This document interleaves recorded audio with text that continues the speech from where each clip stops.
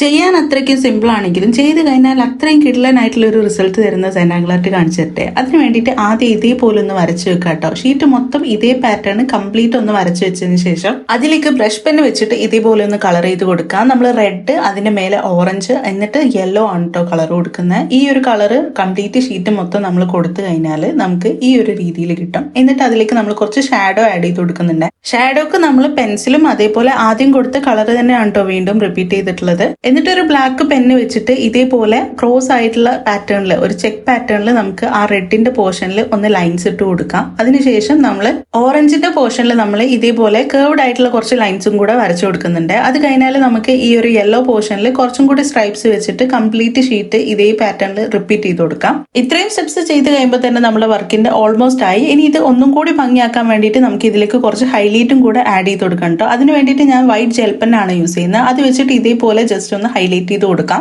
അതും കൂടെ കഴിഞ്ഞപ്പോൾ നമുക്ക് കിട്ടിയിട്ടുള്ള ഫൈനൽ ലുക്ക് ഇതാണ്. എങ്ങനെയുണ്ട്? നിങ്ങൾക്ക് ഇഷ്ടപ്പെട്ടോ? ഇഷ്ടപ്പെട്ട എന്തായാലും ട്രൈ ചെയ്ത് നോക്കുക. അതേപോലെ വീഡിയോ ഇഷ്ടപ്പെട്ടാൽ മറക്കാണ്ട് എന്റെ ചാനൽ ഒന്ന് സബ്സ്ക്രൈബ് ചെയ്യുക, സപ്പോർട്ട് ചെയ്യുക. Thanks for watching.